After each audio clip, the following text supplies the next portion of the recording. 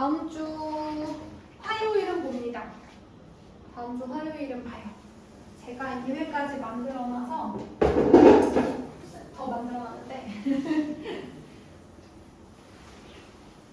그래서 아마 다음 주에는 화요일만 보거나 화목 2번 보거나 해서 1회를 볼 것 같고요. 오늘은 3포도를 보도록 하겠습니다. 여기서 산자가 흩어질 산자라고 했어요. 그래서 이 분포할 때 포인데 분포가 얼마만큼 흩어져 있느냐를 나타내는 지수예요. 분포가 얼마 많이 흩어져 있느냐. 그러면 산포도가 클수록 많이 흩어져 있는 거예요. 왜냐면 이름 자체가 흩어져 있다라는 뜻이잖아요. 그렇죠? 그러면 흩어질 산자니까 분포가 흩어져 있는 정도. 그러니까 저게 크면 많이 흩어져 있다는 뜻이에요. 저 산포도의 값으로 주로 많이 쓰이는 게 뭐냐면 거기 분산과 표준 편차입니다. 그거는 86페이지에 나와 있는데요. 일단 이 산포도로 나타낼 수 있는, 산포도로 쓰일 수 있는 값은 분산과 표준 편차. 그런 값들이 있습니다. 그래서 산포도가, 즉 분산과 표준 편차라는 값이 클수록 많이 흩어진 거야. 얘들아 수능도 그렇고 너네 학교에서 시험을 보면 보통 전체 성적을 가지고 이런 표준 편차를 내. 그래서 저 표준 편차 값을 가지고 표준 편차가 커 그러면 많이 흩어져 있는 거야 점수가. 그러니까 잘 본 애들 못 본 애들의 차이가 굉장히 크고 중간이 별로 없는 그런 시험들이 표준 편차가 커요 여러분. 알겠죠? 그래서 수능에서 표준 편차가 크다라는 뉴스가 나오잖아요. 그 시험은 쉬운 거예요? 어려운 거예요? 보통은 그쵸 어렵죠. 어려워서 잘 본 애들은 잘 보고 원래 중간을 차지하고 있어야 되는 애들이 많이 밀렸겠죠. 그쵸? 그래서 잘 보는 애들 잘 보고 못 보는 애들 못 보는 그런 이제 일이 생기게 되는 거예요 여러분. 자, 근데 이 표준 편차 분산을 얘기하기 전에 산포도가 뭔지 편차가 뭔지를 먼저 보도록 할게요. 그러니까 산포도라는 것이 뭐냐 선생님이 방금 얘기했는데 별량이 흩어져 있는 정도를 하나의 수로 나타낸 것이다. 그런데 거기 보시면 이런 얘기가 나와 있어요. 별량들이 대표값을 중심으로. 만약에 대표값이 평균이다. 보통 점수는 평균을 많이 쓰잖아요.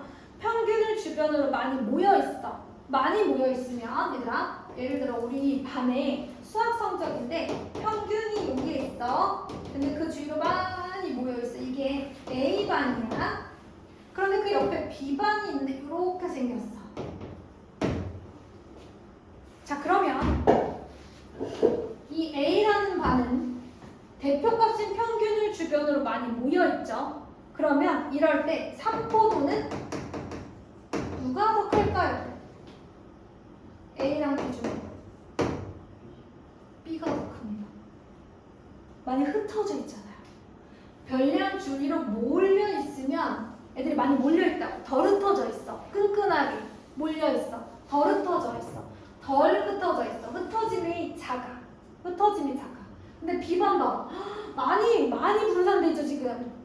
자, 요런 애들은 평균 주변으로 많이 모여 있지 않고 많이 흩어져 있어. 많이 흩어져 있어. 흩어짐의 정도가 커. 산포도는 B가 더 큰 거여서 대표값 중심으로 주로 평균인데 대표값 중심으로 많이 모여 있을수록 산포도는 더 작다.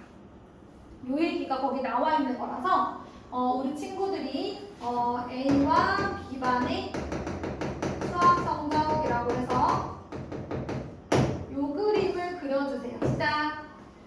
그 옆에다 그려주세요. 빈칸이 좀 있어요. 그쵸? 그래서 많이 흩어져 있을수록 이건 안 써도 돼요. 거기 써져 있어서 많이 흩어져 있어.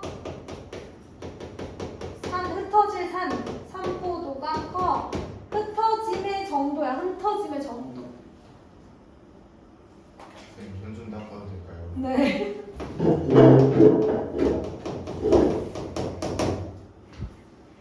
자, 이제 편차라는 쓰고 있죠. 죄송해요.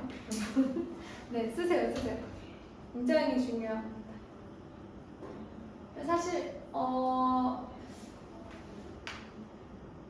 이게 뭐 잘된 시험이 뭐냐라는 기준이 다를 아무래도 잘 된 시험일수록 표준편차가 좀 낮아야 되지 않나.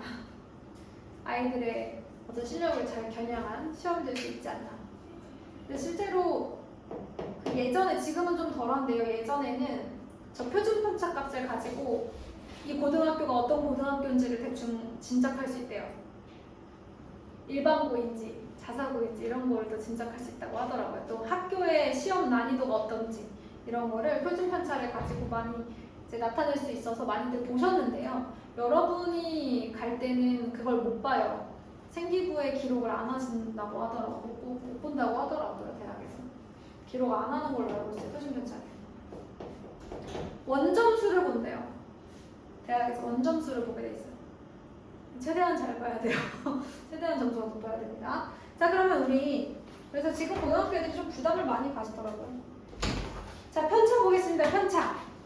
편차는요, 각 별량에서 평균을 뺀 거예요.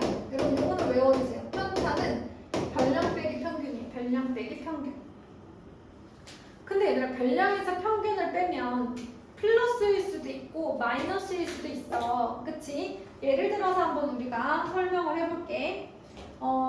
점수를 50점, 60점, 70점, 80점, 90점이라고 내가 5명의 수학 점수를 이렇게 한번 대충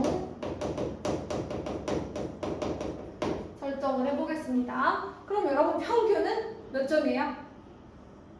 70점이겠죠, 그쵸? 네, 실제로 해볼까요? 140, 140, 280에 70, 350이거든요. 다 합치면 5로 나누면 70점 맞죠? 그래서 얘가 평균이에요. 그러면 만약 우리가 편차를 구한다고 한다면 자, 무조건 별량에서 평균을 빼야 돼요. 평균이 크다고 해서 평균에서 빼면 안 되고요. 무조건 별량 빼기 평균이에요. 그러니까 얘는 마이너스 20, 마이너스 10, 0, 10, 20 이렇게.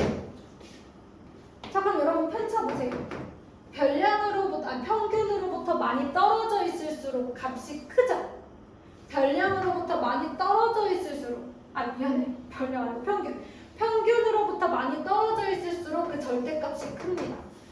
평균으로부터 많이 떨어져 있을수록 그 절대값이 커요. 다만 플러스도 있을 수 있고 마이너스도 있을 수 있어요.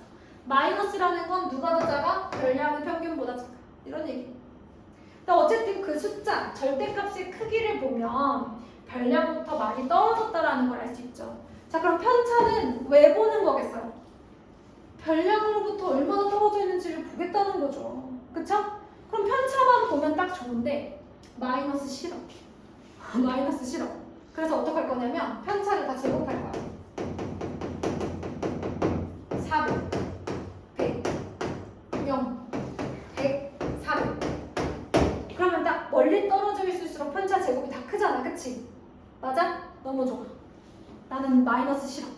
양수가 좋아. 그래서 제곱을 하게 되면 그 크기가 커지는 것은 이제 유지가 되고 크기가 커지는 거 유지가 되고요. 마이너스가 플러스로 바뀌는 효과가 나죠. 그래서 실제로 얘랑 같은 이유는 평균으로부터 같은 거리만큼 떨어져 있기 때문에 그런 거니까. 취지와도 아주 맞습니다. 평균으로부터 얼마나 떨어져 있는지, 대표값으로부터 얼마나 떨어져 있는지 보겠다는 그 의지랑 의도와도 굉장히 맞아 떨어져요. 그런데 여러분 사포도는 이렇게 얼마나 많이 떨어져 있는지를 여러 개의 값으로 보고 싶은 게 아니야. 딱 몇 개, 하나의 값으로 보고 싶은 거야. 지금 편차 제곱을 보면서 400, 100, 0, 100, 400 많이 떨어지고 이렇게 보고 싶은 게 아니야. 뭐냐면 자료 전체를 보고 싶은 거야. 별량 하나가 얼마나 떨어져 있는 정보가 아니라 자료 전체를 봤을 때 평균으로부터 얼마나 떨어져 있는지 그런 그 전체적인 자료의 경향성을 보고 싶은 거야. 그러면 숫자가 딱 하나로 나와줘야 되잖아. 그치? 그래서 어떻게 하냐면 이 편차 제곱의 합을 다 더해.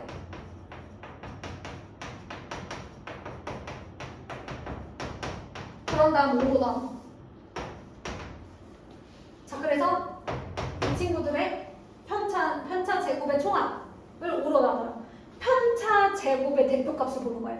편차 제곱의 대표값을 보는 거야. 얼마 나오니? 200.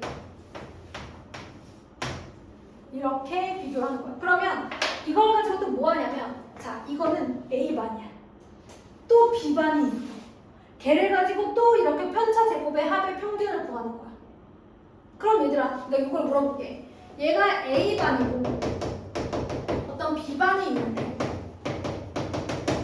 얘는 편차, 제곱의 합의 평균이 300이 나왔어. 누가 더 많이 흩어져 있니? 네. 그래서 얘가 더 많이 흩어져 있는 거야. 대표값인 평균을 주변으로 쟤는 많이 흩어져 있고 쟤는 많이 모여 있는 거야. 이렇게 하나의 숫자로 두 자료를 비교해보고 싶다고. 이해됐니? 그런데 얘들아, 편차를 제곱해서 더해서 나누면 너무 크지 않니? 값이 한없이 커지지 않겠어? 어쩌다 보면? 그래서 표준편차라는 게 생겼어. 얘는 분산이라고 얘들아. 인사에 얘는 분산이야? 얘는 분산이야. 편차만 보기에는 값을 각각 봐야 돼서 싫어. 난 자료 전체를 보고 싶어. 그래서 편차 제곱의 총합을 별량의 개수로 나누는 거예요. 편차 제곱의 평균이죠. 편차 제곱의 평균. 이게 분산이야. 그런데 이 분산에다가 루트를 씌운 거. 즉 루트 분산. 이게 뭐야?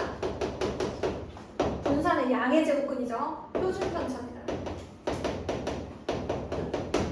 너무 커. 좀 줄이고 싶다. 이런 거지. 여기까지 됐나요? 자, 그래서 순서대로 다시 한번 가보자. 편차, 별량 빼기 평균. 두 번째, 편차를 다 제곱해. 다 제곱해서 다 더해서 별량의 개수로 나눠 편차 제곱의 평균이죠. 말 그대로. 이게 바로 분산이라고 해서 흩어짐인 삼포도를 대표하는 값이 될 거예요. 그런데 분산 너무 커. 루트 분산 쓸 거야. 왜냐면 어차피 얘네들 다 제곱하는 애들이잖아요. 다시 루트 씌워서 크기를 줄입니다. 그래서 표준편차. 여기까지 됐죠? 그래서 편차 제곱의 합은 여러분 평균으로부터 많이 떨어질수록 커지니까. 맞지?